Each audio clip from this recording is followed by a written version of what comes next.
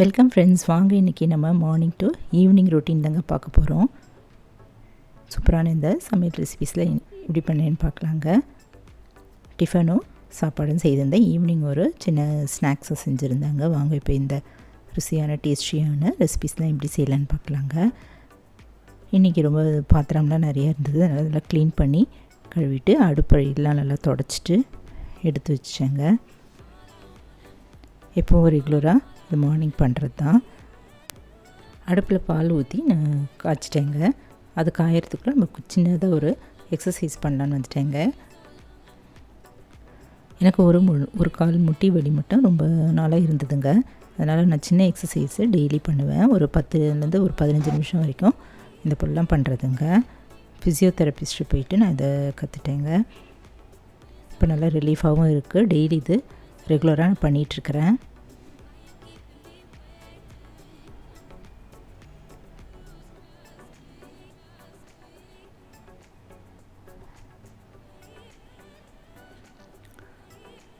இப்போ டிகாஷன் போட்டுட்டு தண்ணி ஊற்றி நல்லா கொதிக்க வச்சுருங்க. இன்றைக்கி காஃபி தான்.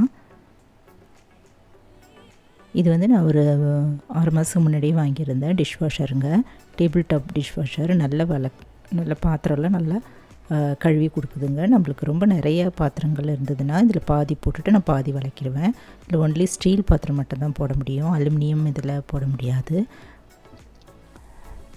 நல்லா பெர்ஃபார்ம் பண்ணுதுங்க. க்ளீனாகவும் போகுது. நல்லா ஹாட் வாட்டரில் நல்லா கழுவி சுத்தமாக இதில் இருக்கிற அழுக்கு, நம்ம சாப்பாட்டு துகள்கள் எல்லாமே இதில் போயிடுது. ரொம்ப சாட்டிஸ்ஃபேக்ஷனாக இருக்குங்க. இந்த டிஷ்வாஷர் வாங்கி வச்சுட்டேன். நம்மளுக்கு ரொம்ப ஹெல்ப்ஃபுல்லாக இருக்குது. நிறைய பாத்திரங்கள் இருக்கும்போது இதில் நான் பாதி போட்டுடுவேன், பாதி நான் கையிலே தேய்ச்சிடுவேங்க. பால் காஞ்சிருச்சு. காஃபி கலந்துட்டு நான் குடிச்சிட்டேங்க.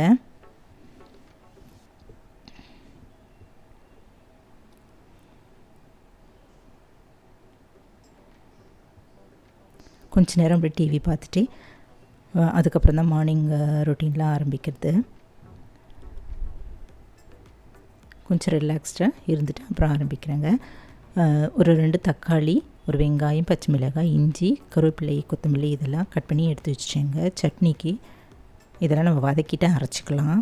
இன்றைக்கி மார்னிங் பிரேக்ஃபாஸ்ட் வந்து தோசை தான். கடாயில் கொஞ்சமாக ஆயில் ஊற்றிட்டு ஒரு ஸ்பூன் அளவு கடலைப்பருப்பு, 2 மிளகாய் போட்டு வறுத்துட்டு கட் பண்ணி வச்சுருக்கிறேன். இந்த பொருள்லாம் சேர்த்துட்டு வதக்கிக்கலாங்க. பச்சை மிளகாய், இஞ்சி இதெல்லாம் போட்டுட்டு வெங்காயம் போட்டு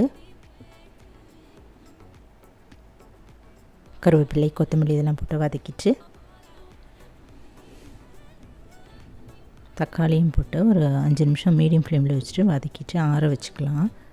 ஆறுனதும் மிக்ஸி ஜாரில் போட்டு அரைச்சிக்கலாங்க. இதில் ஒரு சின்ன பீஸ் புளியும் சேர்த்துட்டேன். இப்போ இது கூட உப்பு ஒரு ஸ்பூன் அளவு சேர்த்துட்டு அரைச்சாச்சுங்க. அடுப்பில் தோசைக்கல் கொஞ்சமாக எண்ணெய் ஊற்றி தடவிட்டு மெலிசாக ஊற்றிக்கலாம்.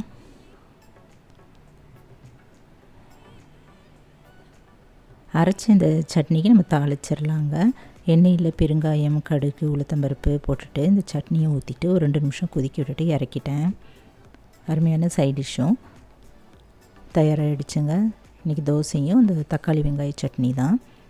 உங்களுக்கு இந்த சட்னி பிடிச்சுன்னா இது போல் ஒரு முறை ட்ரை பண்ணி பாருங்கள். இது எல்லாத்துக்குமே ரொம்ப சூப்பராக இருக்கும். கார பணியாரம் எல்லாத்துக்குமே நல்லாயிருக்குங்க. இன்றைக்கி மார்னிங் இது போல் முடிஞ்சிருச்சு.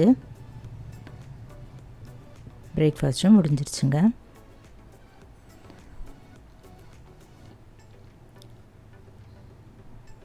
மதியம் வந்து ஆன்லைனில் ஃபிஷ்ஷும் சிக்கனும் வாங்கியிருந்தாங்க. இதெல்லாம் மஞ்சத்தூள், உப்புலாம் போட்டு ஒரு 10 நிமிஷம் ஊற வச்சுட்டு கட் பண்ணி எடுத்து வச்சுட்டு நல்லா க்ளீன் பண்ணி சின்ன பீஸாக கட் பண்ணிட்டேங்க.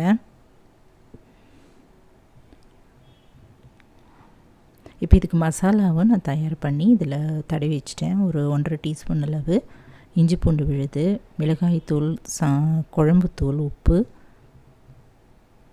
லெமன் ஜூஸ் கொஞ்சமாக, ஆயில் ஒரு 1.5 டீஸ்பூன் அளவு ஊற்றிட்டு நல்லா அதை போல் கலந்துட்டு இந்த ஃபிஷ்ஷை வந்து அதில் போட்டு நல்லா பிரட்டி எடுத்து வச்சுட்டேன். ஒரு 1/2 மணி நேரம் போல் நல்லா ஊறட்டும்.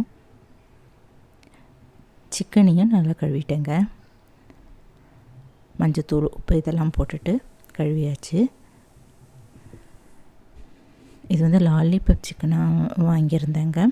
நான் இது குழம்பு தான் இன்றைக்கி செய்திருந்தேன். இதுக்கு மசாலாவுக்கும் அரைச்சிட்டேன். தேங்காய், உடச்சிக்கடலை, கசகசா, மிளகு, முந்திரி பருப்பு இதெல்லாம் மிக்ஸி ஜாரில் போட்டு கொஞ்சமாக தண்ணி ஊற்றி நல்லா நைஸாக அரைச்சாச்சு. இதுக்கு 2 வரமிளகாய், பட்டை, லவங்கம், ஒரு அன்னாசிப்பூ, கொஞ்சமாக சோம்பு இதெல்லாம் வறுக்கிறதுக்கு எடுத்து வச்சுட்டேங்க.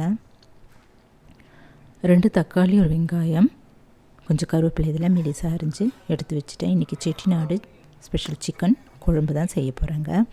அடுப்பில் ஒரு குக்கர் வச்சுட்டு அதில் ஒரு 4-5 ஸ்பூன் அளவு ஆயில் ஊற்றிட்டு வறுக்க வேண்டிய அந்த பொருள்லாம் போட்டு வறுத்துக்கலாம். கூடவே கருவேப்பிலை, கட் பண்ணி வச்சுருக்க வெங்காயம் போட்டு நல்லா வதக்கிச்சு இஞ்சி பூண்டு விழுதும் சேர்த்துட்டு பச்சை வாசனை போக வதக்கிக்கலாங்க. இப்போ தக்காளியும் சேர்த்துட்டு நல்லா வதக்க விட்டுடலாம். தக்காளியெலாம் நல்லா மசிஞ்சு வரட்டும். அது வரைக்கும் அடுப்பில் அப்படி வதங்கிட்டே இருக்கட்டும்ங்க.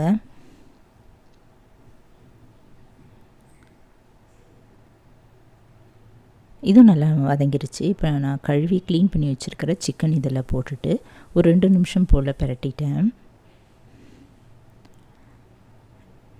இந்த செட்டிநாடு குழம்பு, சிக்கன் குழம்பு வந்து நம்ம இட்லி, தோசை கூட ரொம்ப அருமையாக இருக்குங்க. இன்றைக்கி சாதத்துக்கு தான் நான் இது போட்டு பசங்க சாப்பிட்டாங்க. அருமையாக இருந்துச்சு. இது போல் வதக்கிட்டு நம்ம கொஞ்சமாக மஞ்சத்தூள், தனியாத்தூள் ஒரு 2 ஸ்பூன் அளவு போட்டுட்டு இதில் குழம்பு தூள், தனி மிளகாய் தூள்லாம் சேர்த்துக்கலாம். ஜீரகத்தூள், சோம்புத்தூள் ஒரு 1/2 டீஸ்பூன் அளவு சேர்த்துட்டு இதுவும் ஒரு 2 நிமிஷம் வரைக்கும் வதக்கிக்கலாங்க. உப்பு ஒரு ஸ்பூன் அளவு போட்டு நல்லா வதக்கிச்சு 1 டம்ளர் அளவு தண்ணி ஊற்றிட்டு நம்ம வேக வச்சுக்கலாம்.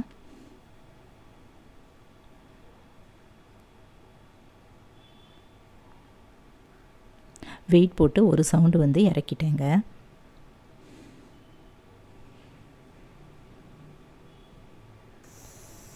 சாதம் இன்றைக்கி வடிச்சிட்டேன்.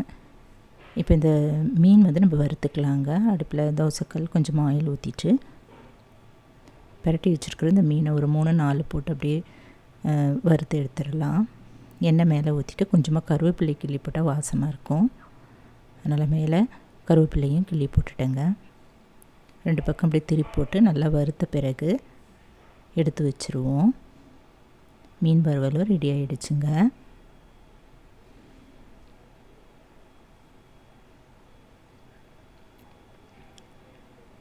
இப்போ இந்த சிக்கன் குழம்பு வந்து நான் இறக்கி வச்சிட்டேன். ஒரு சவுண்டு வந்து இறக்கி வச்சிட்டேங்க. இப்போ இதில் திரும்பவும் நம்ம ஸ்டவ் ஆன் பண்ணிவிட்டு அரைச்சி வச்சுருந்து தேங்காய் விழுது இதில் சேர்த்துக்கலாம். சேர்த்துட்டு கலந்துட்டு ஒரு கொதி வந்து இறக்கிடுவோம். இதில் உப்பு கொஞ்சம் காரம் தேவைப்படுதுன்னா கூட சேர்த்துக்கலாங்க. உப்பு பத்தலைன்னா நான் கொஞ்சம் சேர்த்துட்டேன். கலந்துட்டு ஒரு கொதி வரட்டும், மூடி வச்சிடலாம்.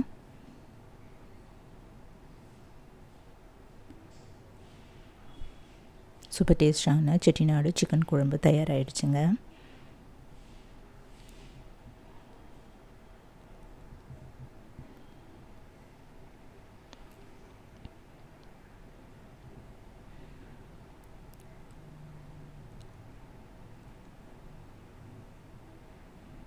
இறக்கி வச்சுட்டேங்க. இன்றைக்கி மத்தியானம் இதாங்க சாதம், இப்போ குழம்பு, சிக்கன் குழம்பும் மீன் வறுவலும் தாங்க இன்றைக்கி லஞ்ச் ரெசிபீஸ்.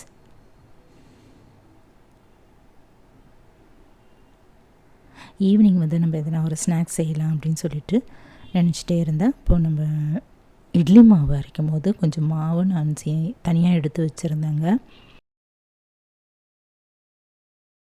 உளுந்து மாவு 1 கப்பும் அரிசி மாவு 1 கப்பும் தனித்தனியாக எடுத்து வச்சுருந்தேன். நம்ம அரைக்கும் போதே இது தனியாக எடுத்து வச்சுட்டேன்.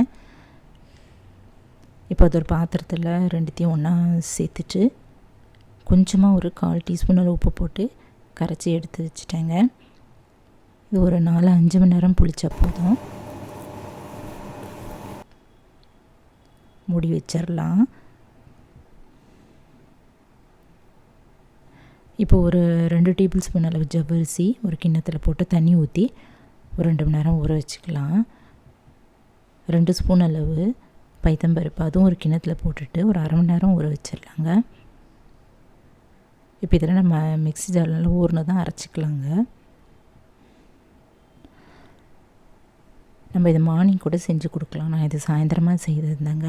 இப்போ இந்த மாவு நல்லா புளிச்சிருச்சு. இப்போ இந்த பருப்பும் நல்லா ஊறிடுச்சுங்க. ஜவ்வரிசி பருப்புலாம் நல்லா ஊறிடுச்சு. இதுக்கு ஒரு 3/4 கப் அளவு துருவின வெல்லம், 1/4 கப் அளவு தேங்காய் இதெல்லாம் எடுத்துக்கலாம். வெல்லம் வந்து ஒரு பாத்திரத்தில் போட்டுட்டு கொஞ்சமாக ஒரு 1/4 கப் அளவு தண்ணி ஊற்றிட்டு கொதிக்க விட்டுடலாங்க. தேங்காய் வந்து அரைச்சிக்கலாம். இப்போது ஜவ்வரிசி, இந்த பருப்பு, தேங்காய் இதெல்லாம் சேர்த்து மிக்ஸி ஜாரில் போட்டு அரைச்சிடலாம். கொஞ்சம் குறன்னே அரைச்சி எடுத்துப்போம்.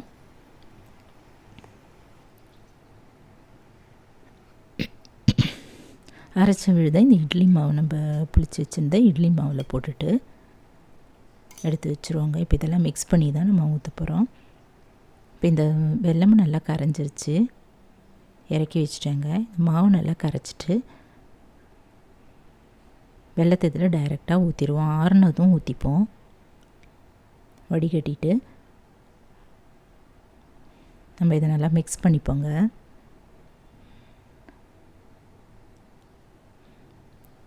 அப்புறம் நல்லா கரைச்சிக்கலாம்.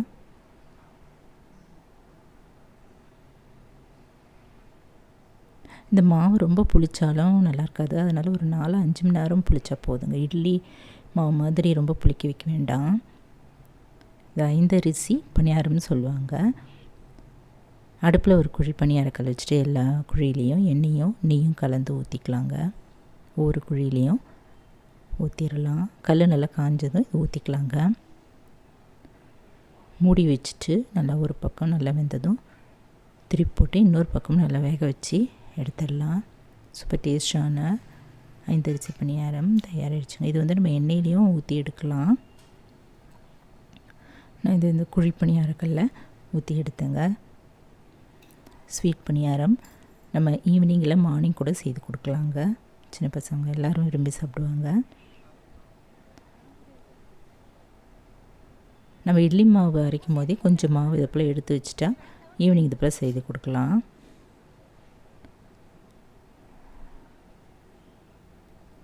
அதில் 2 பக்கமும் நல்லா செவந்ததும் எடுத்துருவோம். நெய் ஊற்றினாலும் ரொம்ப சூப்பராக இருக்கும். முழுதும் நம்ம இதில் நெய்யும் சேர்த்தாலும் ரொம்ப அருமையாக இருக்கும். நான் இது ரெண்டுமே மிக்ஸ் பண்ணி செஞ்சேன். வெந்துட்ட பிறகு நம்ம எடுத்துருவாங்க. உள்ளே வந்து மாவாக இல்லாமல் நம்ம பார்த்து நல்லா வேக வச்சு எடுத்துப்போங்க. இது போல் எல்லாம் திரும்பவும் மீதி மாவுலாம் பணியாரமாக செஞ்சு எடுத்துடலாம். குழி பணியாரக்கல்ல ஊற்றிட்டு எடுத்து வச்சுட்டேங்க. டேஸ்டான ஸ்வீட் பணியாரம் தயாராகிடுச்சுங்க.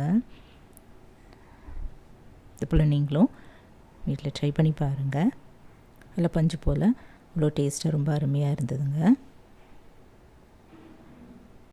இன்றைக்கி மார்னிங் டு ஈவினிங் வரைக்கும் உள்ள ரொட்டீன சமையல் தாங்க பார்த்தோங்க. இது கொஞ்சம் லாங் வீடியோ தான்.